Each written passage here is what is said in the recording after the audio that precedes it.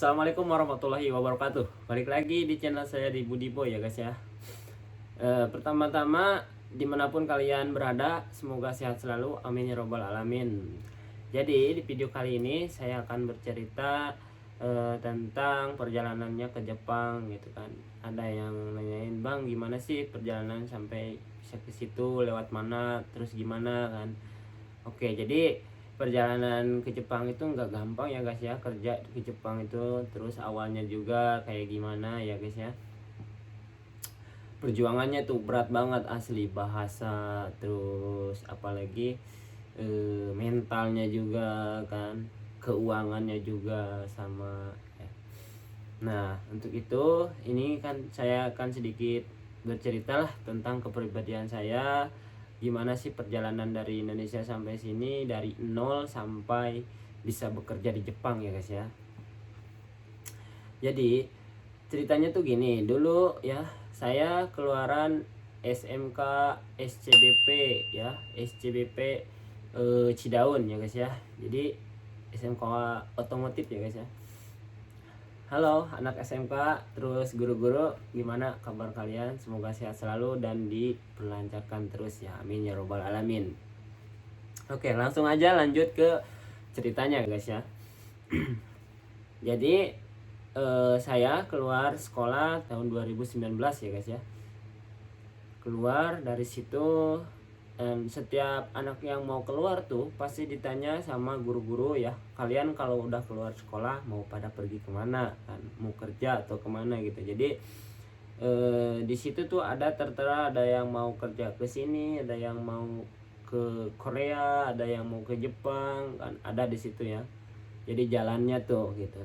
Nah kebetulan sekali pada saat itu tuh ya, sebelum aku keluar sekolah, ada ya kakak kelas yang udah di Jepang sini ya dulu tuh ya. Jadi saya terinovasi gitu ya, duh pengen nih ke Jepang juga kata aku tuh ya guys ya.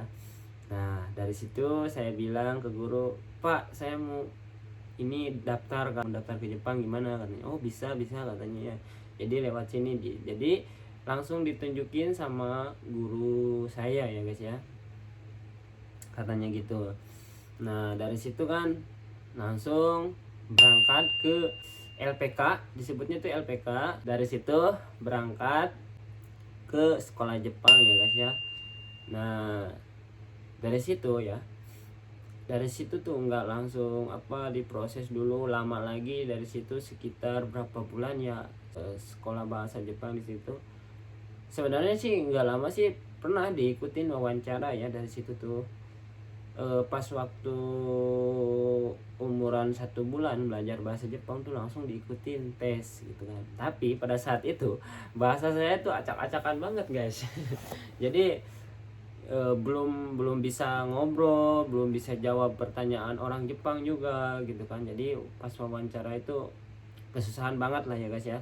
Jadi teruntuk kalian kalau emang mau bener-bener kesini terus mau wawancara gitu ya, jadi jangan langsung wawancara deh, belajar dulu yang serius, terus bahasanya kuasai dulu. Nah habis itu baru bisa ya, bisa wawancara. Jadi supaya nggak kayak saya ya guys ya. Kan kata sensei gitu kan, kamu mau ikut nggak katanya wawancara. Oh ya udah ikut aja gitu kan. Wawancara apa ya, dulu kan aku kan sebelum dapat job ini ya, dulu tuh nggak pilih-pilih job gitu, apa aja pasti diterima gitu sama saya tuh ya guys ya. Makanya pada saat itu tuh kalau nggak salah wawancara itu tuh jobnya itu job bahasa Jepangnya taking ya, tapi kalau bahasa Indonesianya kayak perancang besi ya, buat bangunan ya guys ya itu. Nah pertama kali dalam 1 bulan pada saat waktu 1 bulan udah belajar, baru hafal kosakata juga belum banyak ya guys ya. Diikutin deh ya wawancara langsung sama orang Jepangnya ya guys ya. Jadi tapi ada translate-nya juga, tapi kan orang Jepang pengen lihat kemampuan bahasa Jepangnya gitu ya guys ya. Jadi langsung nanya kan ya aku nggak ngerti sama sekali gitu kan, harus jawab gimana. Cuman bisanya itu pada saat itu apa ya, jikosokai itu kayak memperkenalkan diri doang ya gitu ya. Jadi makanya cuman itu doang yang bisa dipakai, karena jikosokai itu kan udah pasti dihafalin gitu kan sebelum wawancara ya guys ya. Nah habis itu berapa orang ya, banyaknya itu kalau nggak salah ya, banyak kan ya, lumayan lah, sekitar berapa sih, 12 orang kalau nggak salah ya. Lah pokoknya mah nggak keterima lah gitu ya, karena ya yang pertama bahasa, terus pas itu tuh yang kedua itu tinggi badan katanya ya, tinggi badan juga kurang kan, aku kan kurang dari 170 ya guys ya, makanya nggak keterima ya guys ya. Pada saat itu kan yang dipilih-pilih itu dari apa, tinggi badannya itu 170. Nah gitu juga ada kendala ya, ada yang nggak mau apa, pendek, orangnya yang pengen tinggi gitu ya guys ya. Oke lanjut. Jadi udah tes nih, wawancara selesai, kemudian giliran orang lain ya. Dan pada saat sore hari diumumin dah ya, diumumin katanya orang yang lulus ini. Nah karena lulus tapi ya kecewa sih ada ya, kenapa sih saya nggak lulus, tapi ya harus kuat gitu ya, harus kuat mental. Wah mungkin ini belum saatnya gitu kan, ditambah lagi bahasanya juga kurang. Nah dari situ kembali lagi ke LPK ya, ke LPK Kajoku ya guys ya, namanya LPK Kajoku. Oh ya halo LPK Kajoku, gimana kabarnya, semoga sehat selalu, amin ya robbal alamin ya sensei, semoga berjalan lancar terus ya. Oke lanjut, jadi balik lagi ke LPK Kajoku ya guys ya. Nah dari situ sambil apa, fokus lagi nih, dari situ tuh fokus lagi belajar bahasa Jepangnya tuh, memperdalam lagi sampai kosakata, terus banyak lah kosakata, terus partikel lah, banyak lagi yang belum bisa dipelajari ya guys ya pada saat itu tuh, berumuran 1 bulan ya. Nah dari situ tuh ya belajar terus sampai kalau nggak salah namanya itu sekitar 3,5 bulan ya guys ya, 3,5 bulan ya dari di LPK Kajoku tuh ya. Alhamdulillah bahasa tuh udah ada tinggi juga pada saat itu ya, udah mulai bisa berbicara, terus nanya gitu kan pakai bahasa Jepang ya guys ya, makanya ya. Nah dari situ ada lagi nih job kan, ditawarin nih Budiman katanya, gimana mau ikut apa enggak katanya, job ini ikut sensei, sekarang udah siap kata saya tuh ya guys ya. Nah ikut ya pas saat itu ya, ikut di job apa sih namanya, Tobi. Kalau Tobi itu kayak kayak perancang apa sih bahasa Indonesianya, Asiba ya namanya, bahasa Jepangnya itu Asiba, tapi kayak perancang. Kalau buat bikin gedung itu pasti ada perancang itu dulu agar bisa pinjakan lah intinya ya. Itu kerjanya tuh memasang itu ya guys ya. Tapi itu nggak langsung berhadapan sama orang Jepang ya guys ya. Jadi kalau nggak salah pada saat itu kita lewat televisi ya guys ya, lewat televisi. Jadi kita depan kamera seperti ini, ngobrol langsung sama orang Jepangnya gitu ya.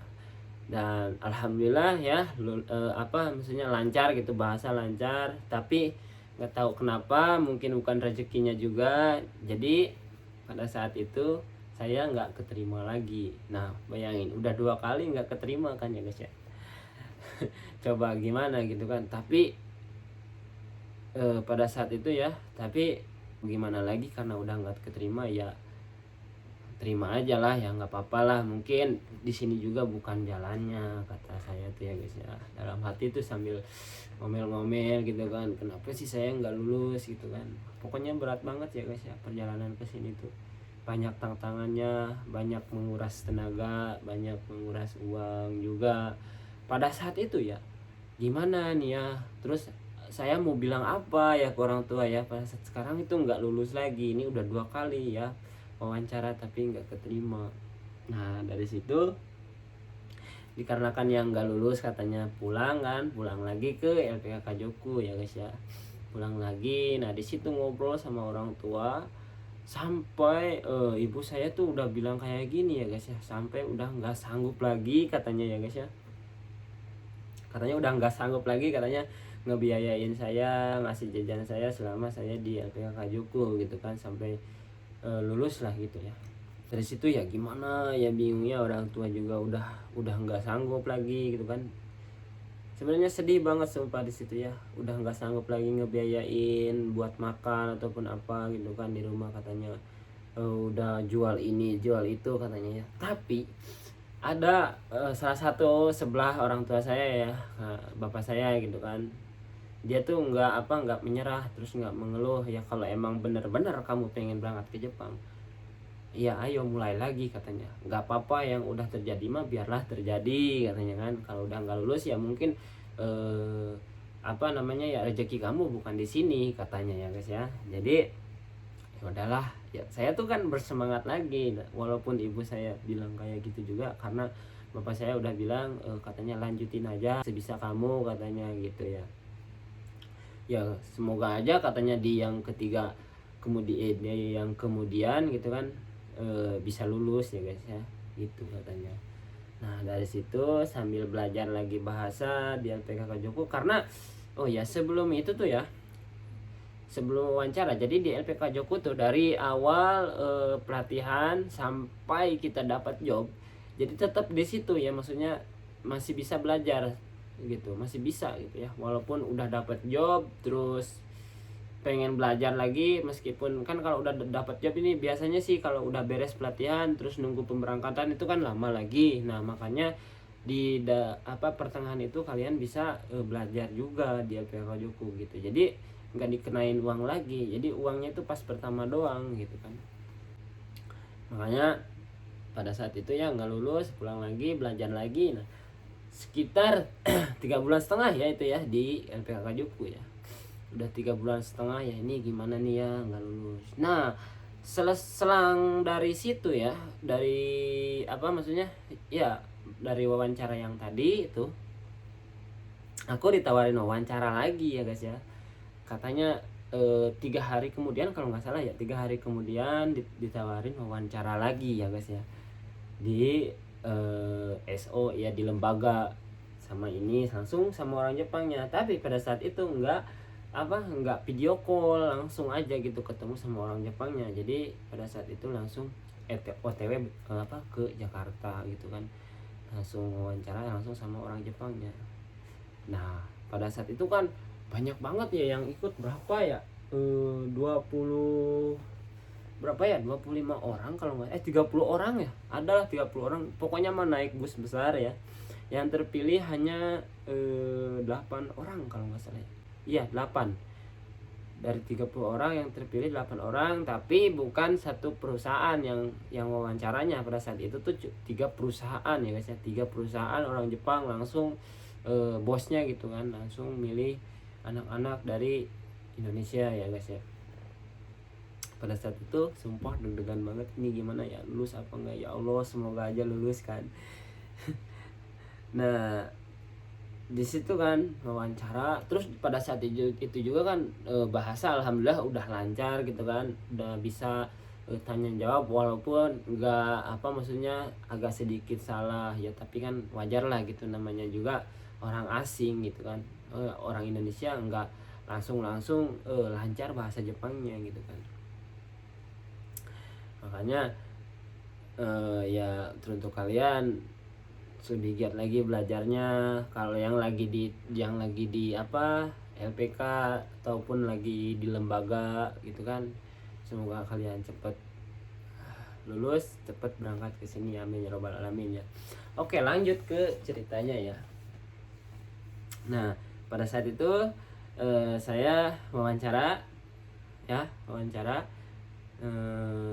dan tanya jawab seperti itu. Jadi dalam wawancara pertanyaannya ya perkenalkan diri, terus orang tua, terus saudara, kayak adik, kayak kakak gitu ya, terus diomongin, terus udah nikah apa belumnya, percakapannya ya guys ya di dalam wawancara itu. Nah terus ditanya lagi pengalaman kerja, pernah kerja di mana aja katanya ya. Dan alhamdulillah saya juga ada pengalaman kerja dulu, tapi sebenarnya bukan pengalaman pengalaman kerja asli ya. Jadi dulu tuh pengalaman itu tuh hanya kalau bahasa di SMK tuh kan ada namanya PKL ya, praktek ya guys ya. Nah pengalaman kerja tuh saya tuh di laut ya guys ya, makanya ya lumayan bagus lah sedikit gitu. Keren kan pasti gitu. Jadinya ya alhamdulillah pada saat wawancara yang ketiga itu saya diterima ya, alhamdulillah. Hati tuh senang banget dan pengen cepet-cepet kasih kabar ke orang tua bahwa saya keterima dari perusahaan Jepang ya guys ya. Nah waktu itu sekitar 3 bulan, hampir 4 bulan ya, 4 bulan lah pada saat itu ya, 3 bulan setengah, 4 bulan lah kurang lebih ya di LPK Joko. Nah habis lulus tuh ya nggak langsung ini kan, balik dulu ke Kajoku, terus ambil barang-barang. Nah dari situ kita pindah ke lembaga ya guys ya, ke lembaga yang ngeberangkatin ya guys ya. Nah dari situ kita dikasih tugas lagi sebelum berangkat katanya ya. Sebelum berangkat ke Jepang kan nggak bisa langsung berangkat tuh, harus pengurusan paspor, terus visa juga.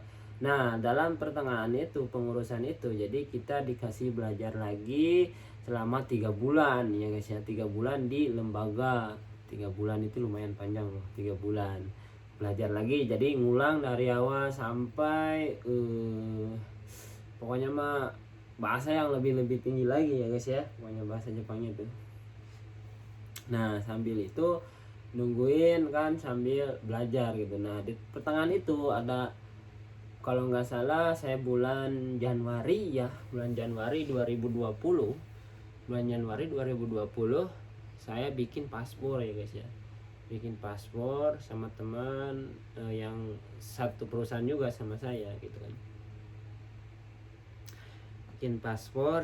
Nah habis itu ya udah bikin paspor, langsung balik lagi belajar. Terus pertengahan itu juga pengecekan terus badan, kayak rongsen, kayak rongsen gitu ya, banyak lagi pokoknya ya guys ya.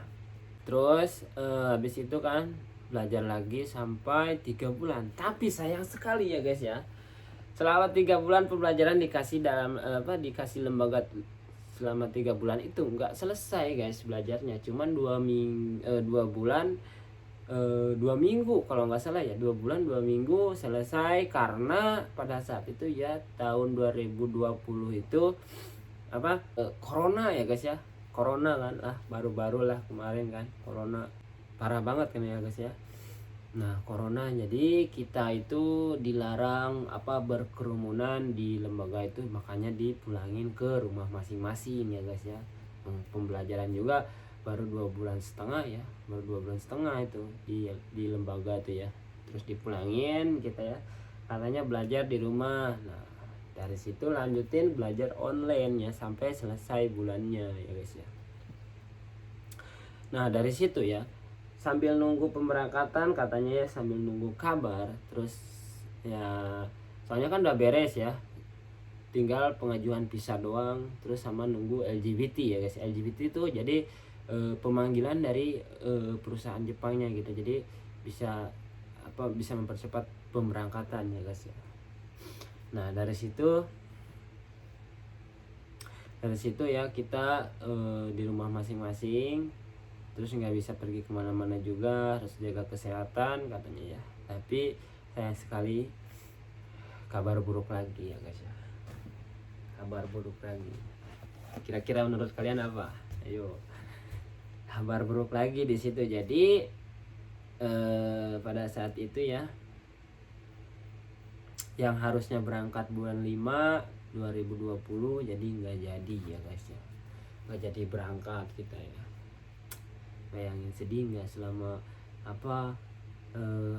wawancara nggak lulus berapa kali, kalau udah lulus tapi kan masih ada banyak tantangannya. Makanya kalian tuh harus kuat mental, semuanya pokoknya harus kuat, pokoknya hatinya juga harus kuat, harus sabar juga nungguin ya guys ya. Terus bahasanya juga jangan lupa gitu kan. Nah selama selama dari situ kita gagal, katanya nggak jadi berangkat bulan sekian ya. Jadi diundur lagi ya guys ya, diundur lagi sampai kalau nggak salah sampai hampir 1 tahun ya guys ya. Bayangin 1 tahun ya. Kayak orang nggak jadi aja pergi ke Jepang ya guys ya. Jadi sampai tetangga juga nanyain, kapan katanya berangkat ke Jepang, kapan berangkat ke Jepang, kapan berangkat ke Jepang kan. Tapi ya maksudnya ditunda aja gitu kan. Ya diomongin aja ditunda gitu. Jadi nggak bisa berangkat karena corona aja gitu alasannya ya guys ya. Sedih sekali ya pada saat itu. Jadi harus gimana ini kan ya, di rumah nggak ngapain-ngapain kan. Terus belajar pada saat itu belajar online selesai ya tahun 2020 ya guys ya, bulan 3 selesai ya belajar lembaga itu. Nah dari situ langsung lanjut aja ya. Dari situ selama di rumah ya aku bantu-bantu orang tua, terus lagi ya kerja apa aja lah dikerjain gitu kan sebelum berangkat ke sini tuh. Nah bulan berapa ya, bulan 4 ya ada kabar baik lagi nih, LGBT turun. Wah kabar baik nih, jadi ini berangkat tuh kan. Nah gitu, jadi alhamdulillah ya, ternyata LGBT-nya itu udah turun ya guys ya bulan 4 tuh. Tapi sayang sekali pada saat itu pemberangkatan nggak bisa ditentuin ya guys ya. Makanya cuman ngasih kabar dari lembaga bahwa LGBT kamu udah turun katanya, tapi soal pemberangkatan belum tahu katanya ya guys ya. Nah makanya nunggu lagi ya, nggak apa-apa lah ya, segitu juga udah senang gitu kan, udah ada tanda-tanda gitu lah, udah ada gambaran bahwa ini saya udah pasti nih berangkat ke Jepang kan. Soalnya kan harus